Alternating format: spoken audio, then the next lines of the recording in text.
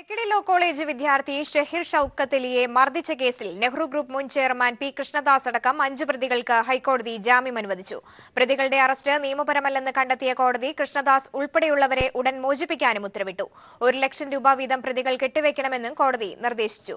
പ്രതികൾക്കെതിരെ കേസ് ഡയറിയിൽ മതിയായ തെളിവുകളില്ലെന്ന് കോടതി വിലയിരുത്തി. അറസ്റ്റ് നിയമപരമല്ലെന്ന് ചൂണ്ടിക്കാട്ടിയ കോടതി കൃഷ്ണദാസ് ഉൾപ്പെടെയുള്ള പ്രതികളെ ഉടൻ മോചിപ്പിക്കാൻ നിർദ്ദേശിച്ചു. പ്രതികൾക്കെതിരെ കേസ് ഡയറിയിൽ മതിയായ തെളിവുകളില്ലെന്ന് കോടതി നിരീക്ഷിച്ചു. കേസ് ഡയറിയും 4 സാക്ഷിമൊഴികളും പരിശോധിച്ചതിൽ നിന്നും പ്രതികൾക്കെതിരായ ആരോപണങ്ങൾ തെളിയിക്കാൻ പ്രോസിക്യൂഷന് കഴിഞ്ഞില്ലെന്ന് കോടതി പറഞ്ഞു. മാത്രവുമല്ല, പരാതിക്കാരന്റെ മൊഴികളിലെ വൈരുദ്ധ്യം അന്വേഷണ ഉദ്യോഗസ്ഥൻ പരിശോധിക്കണമായിരുന്നു. പ്രതികളെ ബോധപൂർവം കുടുക്കാൻ അന്വേഷണ ഉദ്യോഗസ്ഥൻ ശ്രമിച്ചു. സത്യസന്ധവും നീതിപൂർവ്വവും അന്വേഷണം നടത്തുന്നതിൽ അന്വേഷണ ഉദ്യോഗസ്ഥൻ വീഴ്ച വരുത്തി. അറസ്റ്റ് ചെയ്തതിന് ശേഷമാണ് ജാമ്യമില്ലാ വകുപ്പുകൾ ചുമത്തിയത്. അതുകൊണ്ട് തന്നെ അറസ്റ്റ് നിയമപരമല്ലെന്നും കോടതി വിലയിരുത്തി. ഇത്തരം ഉദ്യോഗസ്ഥർക്കെതിരെ ശക്തമായ നടപടി സ്വീകരിക്കണമെന്ന് നിർദ്ദേശിച്ച കോടതി പ്രതികളെ ഉടൻ മോചിപ്പിക്കാനും ഉത്തരവിട്ടു. PRO സഞ്ജിത് വിശ്വനാഥനും കോടതി മുൻകൂർ ജാമ്യം അനുവദിച്ചു. News bureau, Kochi. നെഹ്റു ഗ്രൂപ്പിന് കീഴിലെ ലക്കിടി ലോ കോളേജ് വിദ്യാർത്ഥി ഷഹീറിനെ മർദ്ദിച്ച കേസിൽ FIR തയ്യാറാക്കുന്നതിൽ വീഴ്ച വരുത്തിയ ASI ജ്ഞാനശേഖരനെ സസ്പെൻഡ് ചെയ്തു. വീഴ്ച സംബന്ധിച്ച തുടരന്വേഷണത്തിന് ചാലക്കുടി ഡിവൈഎസ്പിയെ ചുമതലപ്പെടുത്തി. കൂടുതൽ വിവരങ്ങളുമായി ഇപ്പോൾ CG ദിൽജിത്ത് ചേരുന്നുണ്ട്. ദിൽജിത്ത്, വിവരങ്ങൾ. സ്വാമി, കേസിന്റെ ആദ്യഘട്ടത്തിൽ പരാതിക്കാരൻ ഷഹീർ ഷൌക്കത്ത് അലിയുടെ മൊഴി പ്രകാരം ജാമ്യമില്ലാ വകുപ്പുകൾ ചുമത്താൻ സാധിക്കുമായിരുന്നു. എന്നാൽ കേസിൽ FIR തയ്യാറാക്കിയ പഴയന്നൂർ ASI ജ്ഞാനശേഖരൻ ജാമ്യം ലഭിക്കാവുന്ന സ്റ്റേഷൻ ജാമ്യം ലഭിക്കാവുന്ന വകുപ്പുകൾ മാത്രമാണ് ചുമത്തിയിരുന്നത്. ഈ ഒരു കാരണം ചൂണ്ടിക്കാട്ടി തന്നെയാണ് മജിസ്ട്രേറ്റ് കോടതിയിലും ഹൈക്കോടതിയിലും പ്രതിഭാഗം ജാമ്യത്തിനായി വാദം ഉന്നയിച്ചത്. ജാമ്യമില്ലാ വകുപ്പുകൾ നിലനിൽപ്പില്ല എന്നും ഇവ കൃഷ്ണദാസിനെതിരെ മനഃപൂർവ്വം ചുമത്തിയതാണ് എന്ന് കേസിൽപ്പെടുത്തി മാധ്യമ ശ്രദ്ധയും പൊതുജന ശ്രദ്ധയും ആകർഷിക്കാനാണ് പോലീസ് ശ്രമിച്ചത് എന്ന വാദം തന്നെയാണ് പ്രതിഭാഗം ഹൈക്കോടതിയിലും ഉന്നയിച്ചത്. ഈ ഒരു വാദം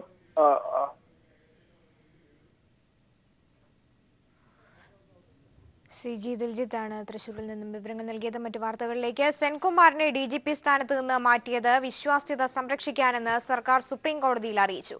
സെൻകുമാറിനെ മാറ്റിയത് കാര്യക്ഷമതയില്ലാത്തതുകൊണ്ടാണെന്നും സർക്കാർ അറിയിച്ചു. മനു ശങ്കർ ദില്ലിയിൽ നിന്നും ചേരുന്നുണ്ട്. Manu, വിവരങ്ങളിലേക്ക്.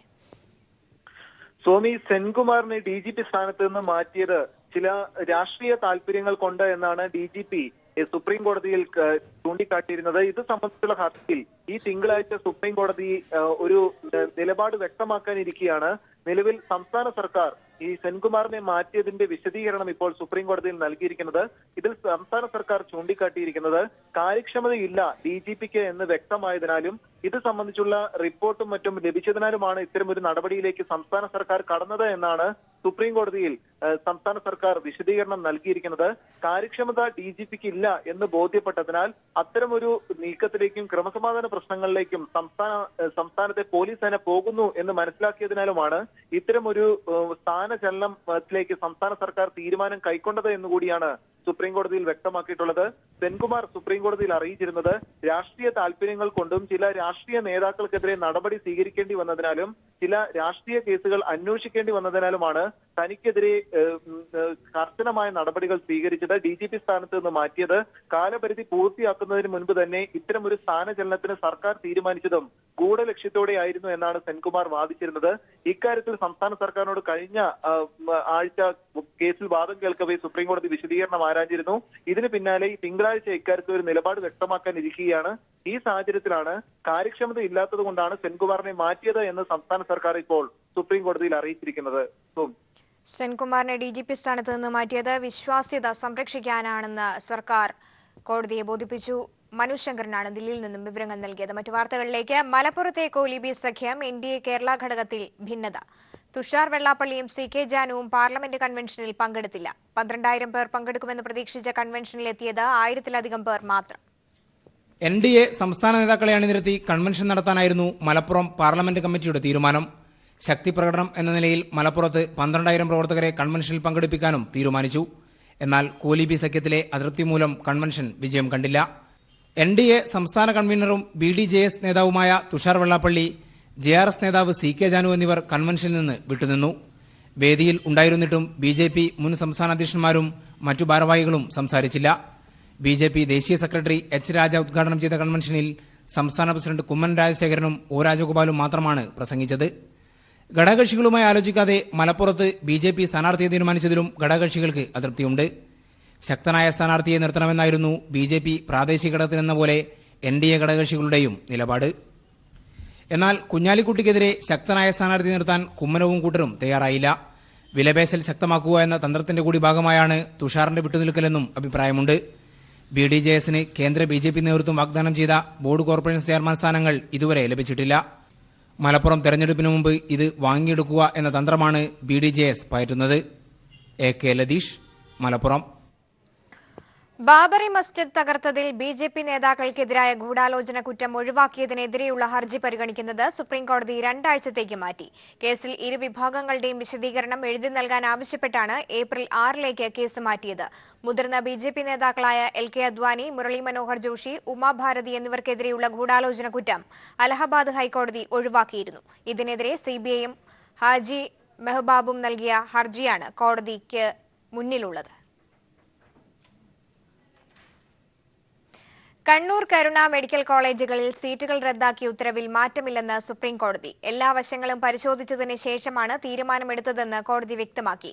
Kannur medical college management നൽകിയ പുനഃപരിശോധന ഹർജിയിലാണ് കോടതി നിലപാട് അറിയിച്ചത്.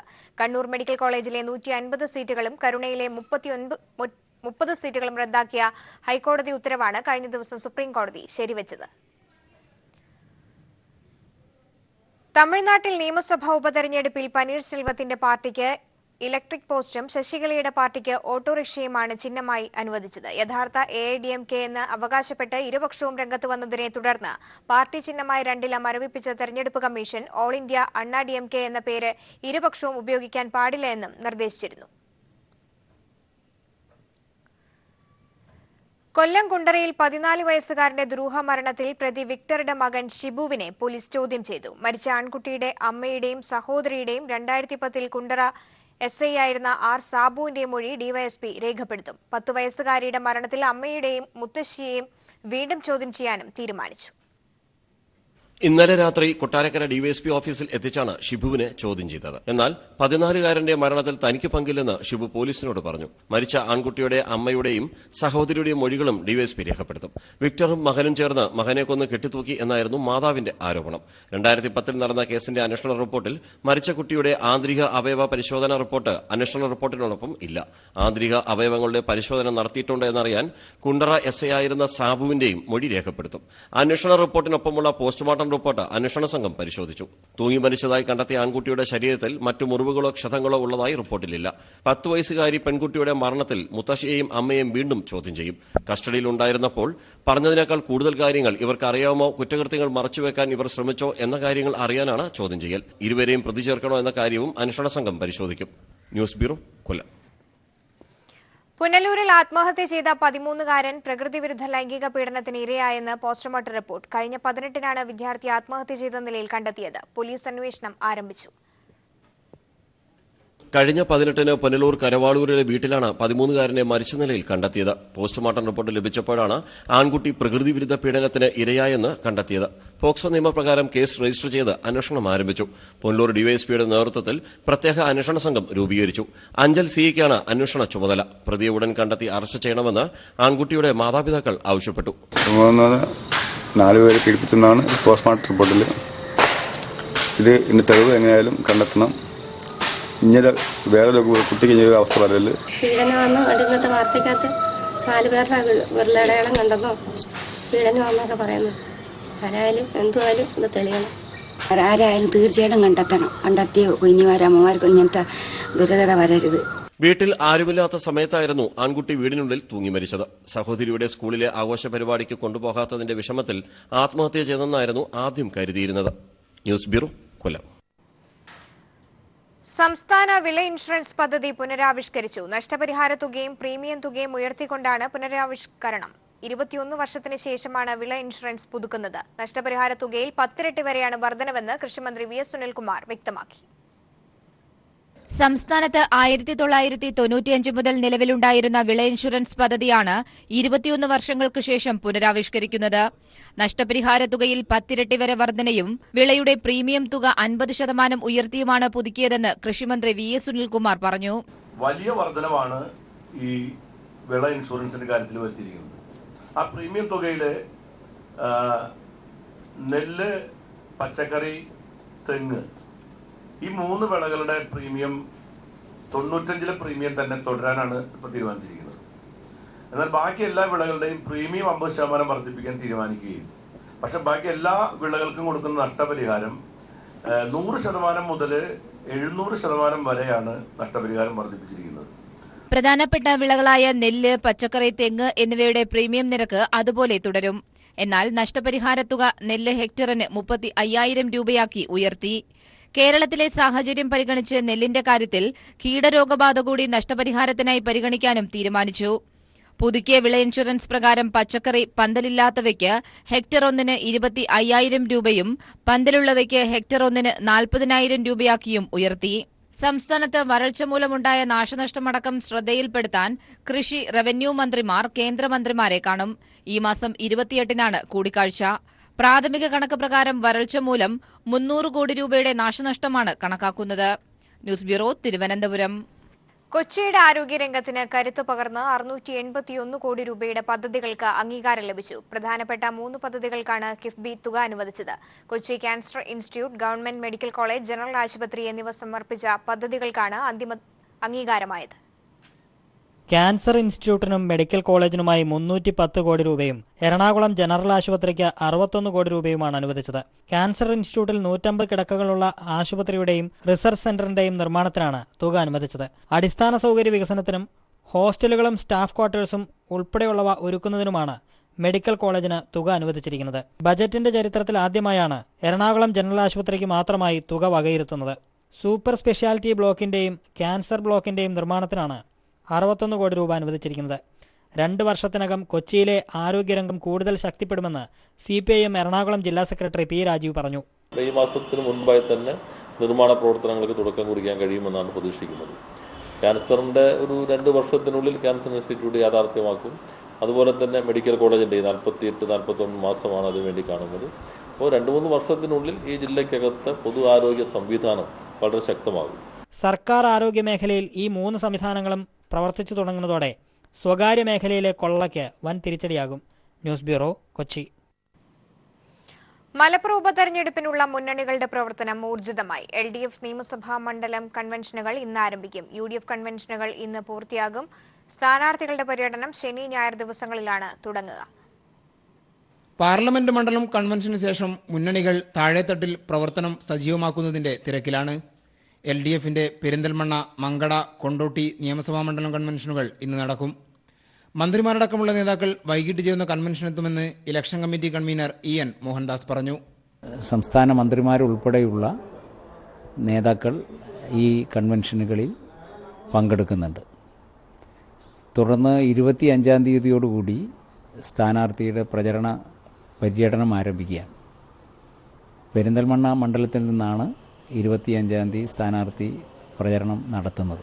ഇന്ന് നടക്കുന്ന പെരിന്തൽമണ്ണ, മഞ്ചേരി, വള്ളിക്കുന്ന് നിയമസഭാ മണ്ഡലം കൺവെൻഷനോടെ UDF കൺവെൻഷനുകൾ പൂർത്തിയാവും. കേന്ദ്ര സംസ്ഥാന സർക്കാരുകൾക്കെതിരെ ശക്തമായ പ്രചാരണം നടത്താനാണ് UDFന്റെ തീരുമാനം. ഞങ്ങൾ പറയുന്നത് ഈ ഗവൺമെന്റ് വിലയിരുത്തലായിരിക്കും. നരേന്ദ്രമോദി ഗവൺമെന്റ് ദുശ്ചര്യകളെപ്പറ്റി ജനങ്ങളെ ബോധ്യപ്പെടുത്തുന്ന, ജനങ്ങൾ തീർക്കുന്ന ഒരു വിധിയെഴുത്തതിൻ്റെ കൂടെ ഉണ്ടാവും. ഞങ്ങൾ 2 ലക്ഷത്തിന് മേലെ നിൽക്കുന്നത് അത് ആ രീതിയിൽ തന്നെ റിസൾട്ട് ഉണ്ടാകും എന്ന് ഞങ്ങൾക്ക് പൂർണ്ണമായ വിശ്വാസമാണ്. NDA അസംബ്ലി മണ്ഡലം കൺവെൻഷനുകൾ വെള്ളിയാഴ്ച ആരംഭിക്കും. സ്ഥാനാർത്ഥികളുടെ മണ്ഡല പര്യടനത്തോടെ മലപ്പുറത്ത് തെരഞ്ഞെടുപ്പോളമാവും. മുന്നണികളുടെ കേന്ദ്ര സംസ്ഥാന നേതാക്കളും വരും ദിവസങ്ങളിൽ പ്രചാരണത്തിനായി മലപ്പുറത്തെത്തും. ക്യാമറാമാൻ മഹേഷ് പാലക്കാടിനൊപ്പം മലപ്പുറത്തു നിന്നും AK ലതീഷ്. ഡോക്ടർ ഫിലിപ്പോസ് മാർ ക്രിസോസ്റ്റം അഭിവന്ദ്യ വലിയ മെത്രാപ്പോലീത്തയുടെ 100ാം ജന്മദിനത്തോടനുബന്ധിച്ച് കൈരളി TVയും പത്തനംതിട്ട നഗരസഭയും കാഴ്ചയും ചേർന്ന് ജനകീയ സാംസ്കാരിക സമ്മേളനവും ആഘോഷ പരിപാടികളും മെഗാ ഷോയും സംഘടിപ്പിക്കുന്നു. മാർച്ച് 25-ാം തീയതി ശനിയാഴ്ച വൈകിട്ട് 5:30-ന് പത്തനംതിട്ട മുനിസിപ്പൽ സ്റ്റേഡിയത്തിൽ വെച്ച് നടത്തുന്ന പരിപാടിയിൽ മന്ത്രിമാർ, ചലച്ചിത്ര സീരിയൽ രംഗത്തെ മുൻനിര താരങ്ങൾ, ഗായകർ, മറ്റ് കലാകാരന്മാർ എന്നിവർ പങ്കെടുക്കുമെന്ന് ഭാരവാഹികൾ വാർത്താസമ്മേളനത്തിൽ അറിയിച്ചു. സ്വാഗത സംഘം ചെയർമാൻ അഡ്വക്കേറ്റ് അനന്തഗോപൻ, രക്ഷാധികാരി Raju Ibrahim MLA, municipal chairperson Rajani Pradeep, Kairali TV marketing വിഭാഗം senior AGM B Sunil, Roshan Roy Mathew എന്നിവർ പങ്കെടുത്തു. 1.25 കോടി രൂപ ചെലവഴിച്ചിട്ടും നാട്ടുകാർക്ക് പ്രയോജനമില്ലാതെ ഒരു കുടിവെള്ള പദ്ധതി. കങ്ങഴ കൊറ്റഞ്ചിറക്കുന്നിൻ മുകളിൽ ആരംഭിച്ച പുതുവെട്ടിച്ചിറ കുടിവെള്ള പദ്ധതിയാണ് ഇന്നും അവഗണന നേരിടുന്നത്. 11 വർഷങ്ങൾക്ക് മുൻപ് നിർമ്മിച്ച പദ്ധതിയാണ് പാതിവഴിയിൽ നിലച്ചത്. കങ്ങഴ ഗ്രാമപഞ്ചായത്തിലെ 8 വാർഡുകളിൽ കുടിവെള്ളം വിതരണം ചെയ്യുന്നതിന് 2004 തുടങ്ങിയ പദ്ധതിയുടെ 2.5 ലക്ഷം ലിറ്റർ ശേഷിയുള്ള വാട്ടർ ടാങ്കാണിത്. വാട്ടർ അതോറിറ്റിയുടെ കുളത്തൂർ പമ്പിംഗ് സ്റ്റേഷനിൽ നിന്നും കുടിവെള്ളം മുണ്ടത്താനം ടാങ്കിൽ എത്തിച്ച ശേഷം അവിടെ നിന്നുമാണ് ഈ ടാങ്കിൽ എത്തിച്ച് വിതരണം ചെയ്യുകയായിരുന്നു പദ്ധതി ലക്ഷ്യം. എന്നാൽ മുണ്ടത്താനത്തിനും ഇടയപ്പാറയ്ക്കുമിടയിൽ പൈപ്പ് ലൈൻ സ്ഥാപിക്കാതെ കൊല്ലം സ്വദേശിയായ കരാറുകാരൻ ജോലികൾ ഉപേക്ഷിച്ചതോടെ പദ്ധതി നിലക്കുകയായിരുന്നു. പിന്നീട് വന്ന UDF സർക്കാരും പദ്ധതിയെ പൂർണ്ണമായും അവഗണിച്ചു. പഞ്ചായത്തിലെ 4000-ഓളം കുടുംബങ്ങളുടെ കുടിവെള്ള പ്രശ്നത്തിന് ഈ പദ്ധതി പ്രവർത്തനം തുടങ്ങിയാൽ പരിഹാരമാകും. Kangazha panchayat president B. പ്രദീപ് ഈ ഒരു കുടിവെള്ള പദ്ധതി യാഥാർത്ഥ്യമാകുകയാണെങ്കിൽ വളരെ കങ്ങഴയിലെ സംബന്ധിച്ചിടത്തോളം എനിക്ക് തോന്നുന്നു 8 വാർഡിൽ 15 വാർഡിൽ 6 വാർഡ് പൂർണ്ണമായിട്ട് 2 വാർഡ് ഭാഗികമായിട്ട് അങ്ങനെ 8 വാർഡിലെ കുടിവെള്ള ക്ഷാമം പരിഹരിക്കാൻ സാധിക്കും. പക്ഷെ അത് 2004 തൊട്ട് ഇപ്പൊ 2017 ആയിട്ടും ഏകദേശം 13 വർഷത്തോളമായി ഇതിന്റെ പണികൾ ഒന്നും എത്താത്ത ഒരു സ്ഥിതിയിലാണ്. പദ്ധതിയുടെ ഭാഗമായി പഞ്ചായത്തിലെ 24 കേന്ദ്രങ്ങളിൽ സ്ഥാപിച്ചിരുന്ന പൊതു പൈപ്പുകളടക്കം ഇന്ന് തുരുമ്പെടുത്ത് നശിച്ചു. 2.5 ലക്ഷം ലിറ്റർ ശേഷിയുള്ള ടാങ്ക് കൊതുക് വളർത്തൽ കേന്ദ്രമായി. 30 ലക്ഷം രൂപ കൂടി അനുവദിച്ചാൽ മാത്രമേ ഇനി പദ്ധതി പൂർത്തീകരിക്കാനാകൂ. പുതുവെട്ടിപ്പാറ കുടിവെള്ള പദ്ധതി യാഥാർത്ഥ്യമാകുമെന്ന പ്രതീക്ഷയോടെ കാത്തിരിക്കുകയാണ് ഇവിടുത്തെ ജനങ്ങൾ. ഒരു വേഴാമ്പലിനെ പോലെ. ക്യാമറമാൻ സാംജിത്തിനൊപ്പം കങ്ങഴയിൽ നിന്നും TP പ്രശാന്ത്. കാട്ടാക്കട നിയോജക മണ്ഡലത്തിലെ ജല ദൗർലഭ്യം പരിഹരിക്കുന്നതിന് കർമ്മപരിപാടിയുമായി IB സതീഷ് MLA. മണ്ഡലത്തിലെ നീരുറവകളും തോടും കുളവും കാവുകളും കിണറുകളും പുനരുദ്ധരിക്കുന്നതിന് കർമ്മസേനയെ രംഗത്തിറക്കും. സ്കൂൾ വിദ്യാർത്ഥികൾ, തൊഴിലുറപ്പ് തൊഴിലാളികൾ, പരിശീലനം സിദ്ധിച്ച വോളണ്ടിയർമാർ എന്നിവരെ കൂട്ടിയോജിപ്പിച്ചുകൊണ്ടാകും പദ്ധതി നടപ്പിലാക്കുക. ജലസമൃദ്ധി എന്ന് പേരിട്ടിരിക്കുന്ന പദ്ധതിയുടെ ഉദ്ഘാടനം ആർഭാടപൂർവ്വം കുണ്ടമൺകടവിൽ നടന്നു. നീരുറവകൾ പാതാളത്തോളം താണുപോകുന്ന വർത്തമാനകാലത്ത് ജലസമൃദ്ധിക്കായി ഭഗീരഥ പ്രയത്നം നടത്തുകയാണ് കാട്ടാക്കട MLA IB സതീഷിന്റെ നേതൃത്വത്തിൽ. അന്താരാഷ്ട്ര ജലദിനമായ ഇന്നലെ ജലദൗർലഭ്യത്തിനെതിരെ 15 കർമ്മപരിപാടി ലക്ഷ്യം വെച്ചുകൊണ്ട് ഒരു നാട് ഏകസ്വരത്തിൽ രംഗത്തെത്തുകയാണ്. മണ്ഡലത്തിലെ ഉപയോഗശൂന്യമായ കുളങ്ങൾ, തോടുകൾ, നീർച്ചാലുകൾ, കിണർ വീണ്ടെടുപ്പ് എന്നിവയ്ക്കാണ് ഇവർ ലക്ഷ്യം വെക്കുന്നത്. ഒപ്പം നെയ്യാർ ഡാമിലേക്കുള്ള കനാൽ പ്രദേശമടക്കം വൃത്തിയായി സൂക്ഷിക്കുന്നതിനുള്ള പരിപാടികളും കർമ്മപദ്ധതിയുടെ ഭാഗമായുണ്ട്. മത്സ്യകൃഷി പ്രോത്സാഹിപ്പിച്ചും എല്ലാ പഞ്ചായത്തുകളിലെയും പ്രധാനപ്പെട്ട 6ഓളം കുളങ്ങൾ കയർ ഭൂവസ്ത്രം ഉപയോഗിച്ച് വശങ്ങൾ സംരക്ഷിക്കുന്ന പദ്ധതിയും ഇതിന്റെ ഭാഗമായി നടക്കും. മണ്ഡലത്തിലെ ചെറുതും വലുതുമായ 314 കുളങ്ങളും 4300 കിണറുകളും സംരക്ഷിക്കും. പരിശീലനം സിദ്ധിച്ച 210 സന്നദ്ധ പ്രവർത്തകരിലൂടെ ഏപ്രിൽ 10 മുതൽ 1 മാസം നീണ്ടു നിൽക്കുന്ന ജലപരിശോധനയും പദ്ധതിയുടെ ഭാഗമായി നടക്കും. സ്കൂൾ വിദ്യാർത്ഥികളുടെയും തൊഴിലുറപ്പ് തൊഴിലാളികളുടെയും പങ്കാളിത്തത്തോടെയാവും പദ്ധതി നടപ്പിലാക്കുക. പദ്ധതിയുടെ ഉദ്ഘാടനം വൻ ജനാവലിയുടെ സാന്നിധ്യത്തിൽ ധനകാര്യമന്ത്രി തോമസ് ഐസക് ഉദ്ഘാടനം ചെയ്തു. മന്ത്രി VS സുനിൽകുമാർ മുഖ്യാതിഥിയായിരുന്നു. Planning board chairman VK Ramachandran, Haritha Keralam chairperson TN Seema, VK Madhu, collector Venkatesapathy, Swami Sandeepanandagiri, Murukan Kattakkada, AR Ajith Kumar, P Balakaran, Biju Prabhakar എന്നിവർ സംസാരിച്ചു. News bureau, Thiruvananthapuram.